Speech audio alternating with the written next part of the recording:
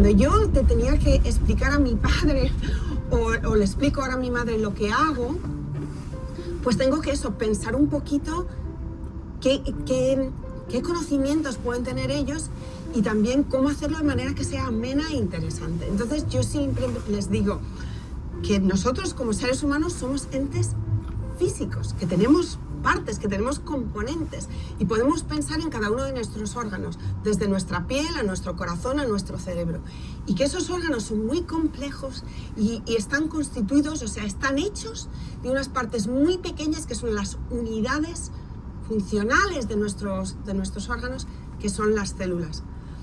Y las células ya son muy pequeñas, necesitamos microscopios ópticos para poder verlas, pero lo que yo estudio es aún mucho más pequeño, porque las células en sí son como enormes ciudades con muchos componentes que tienen que hacer mucho trabajo para que la célula funcione y cada una de esas células funcione haciendo lo que tiene que hacer. Y yo estudio algunos de esos componentes, estudio algunos de los más esenciales, de los más importantes, de los que son importantes en cada célula. No importa que sea una neurona o una célula de tu corazón o de tu nariz. ¿Cómo funcionan? ¿Qué forma tienen? ¿Cómo se mueven? ¿Cómo interaccionan unos con otros? Y como son muy pequeños, un microscopio óptico no funciona y tengo que utilizar un microscopio gigantesco que en vez de luz usa electrones. Os voy a dar un par de ejemplos del tipo de componentes celulares que estudiamos en mi laboratorio. El primero, el que he estudiado durante toda mi carrera, cuando decidí cambiar de la física a la biología, la biofísica, que son los microtúbulos. Si oís la palabra y oís el nombre, os hacéis una idea de lo que es, porque si son micros es que son muy pequeños y lo otro es que son tubos. Lo que es súper interesante es que estos tubos están hechos de una proteína. La proteína se llama tubulina. La tubulina es un Lego molecular. Es como una pieza de Lego y hay muchísimas, hay miles de copias dentro de cada célula. Y la tubulina se autoensambla, se ensambla consigo mismo como un Lego y forman estas estructuras que son microtúbulos. La idea del Lego os puede hacer pensar que son muy rígidos, pero no lo son. No solamente son flexibles porque están hechos de proteína, que es una cosa como blandurria, sino que además están constantemente creciendo y encogiéndose. Y en el proceso hacen muchas cosas en la célula. Todas vuestras células lo necesitan. Son súper esenciales para servir como autopistas. Entonces, se establece una conexión a través de un microtúbulo entre dos zonas de la célula y luego hay otras proteínas que se llaman motoras porque utilizan energía celular para dar pasos.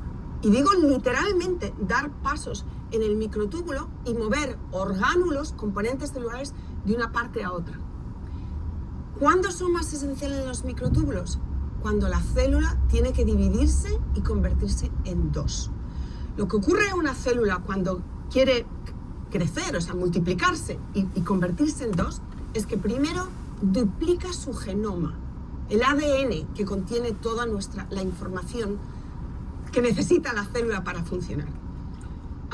Lo duplica, lo condensa en cromosomas y esos cromosomas son enganchados por microtúbulos que los empujan y los alinean en el centro de la célula. Y cuando la célula siente que están todos en la posición adecuada, manda un mensaje para que los dos cromosomas que están duplicados y están pegados uno al otro se despeguen y ahora los microtúbulos tiran de ellos y se llevan a cada copia a un lado de la célula. De manera que tienes una copia entera del genoma en un sitio y otra copia en la otra. Y luego la célula se divide por la mitad y terminas con dos células que tienen todos tus cromosomas, sin equivocaciones. Ese trabajo lo hacen los microtúbulos. Y entonces ellos empiezan a preguntarme, ¿y por qué es esto importante? ¿Y qué relación tiene con la salud? Y una vez que empezamos a hablar de salud ya, la conexión está hecha. Porque a todos puede que no nos interese la biofísica de nuestras células, pero a todos nos interesa la base de las enfermedades y cómo curarlas. Y uno de los anticancerígenos que se usan más en el tratamiento de tumores sólidos, como el próstata, ovario o mama, es el Taxol. ¿Sabéis cómo funciona el Taxol? El Taxol se pega a una superficie, un recoveco en la superficie de la tubulina y hace que los microtúbulos sean más estables. Y cuando son estables no pueden tirar de los cromosomas y la célula que está intentando dividirse, sobre todo las tumorales que se dividen mucho, se queda estancada. No puede, porque no puede tirar de los cromosomas. Y cuando la célula se da cuenta de que no puede seguir adelante, se suicida. Y eso es lo que queremos que ocurra en los tumores.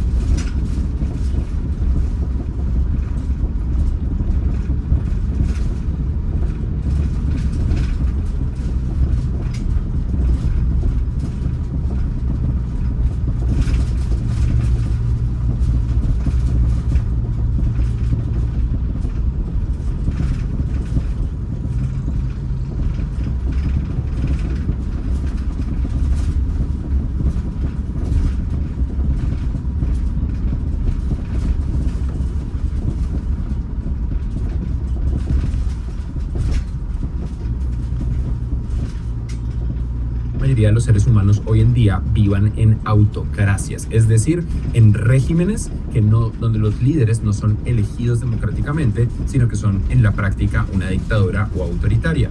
En el 2010 era más o menos el 48% de la humanidad quienes viven en autocracias. Para el 2024 es el 72%. Y mientras tanto, el porcentaje que viven en democracias 100% liberales, democracias donde liberales no se refiere al concepto político de pelear en internet, no sean ridículos por si acaso, se refiere al concepto de la libertad. En una democracia donde todos los índices internacionalmente aceptados de libertad están a niveles máximos,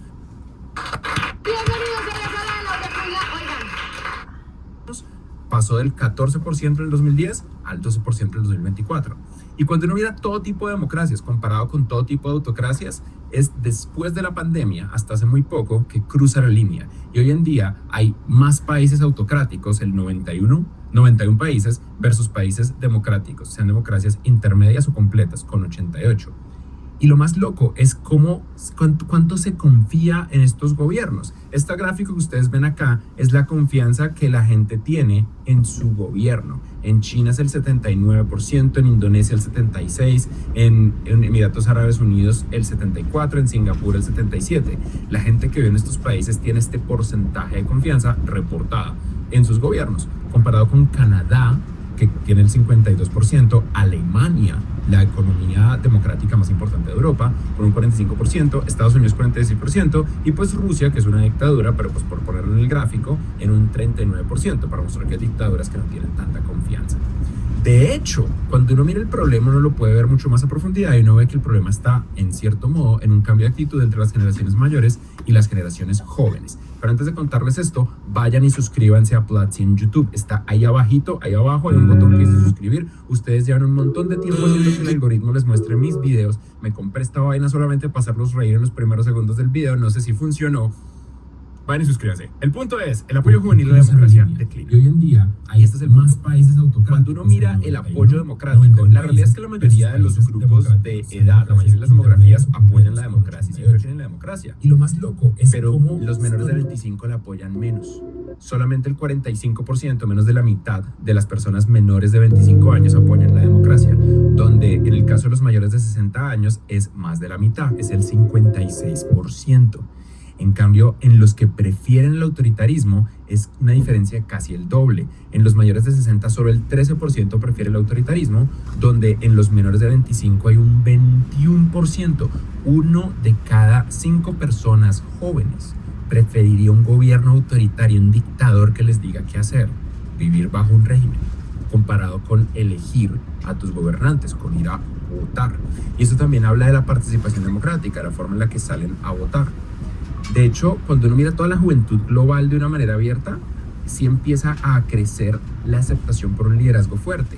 La gente entre 18 a 35 años, un 35% aceptaría un líder sin elecciones, un 42% aceptaría un régimen militar, un número que cambia mucho más marcadamente a medida que avanza la edad. Claro, las personas con más edad saben exactamente lo que significa apoyar a un régimen militar o vivir bajo un régimen militar y las consecuencias. Donde la gente joven, la gente menor de 35, pues llevan una vida de bonanza democrática donde no saben lo que esto significa.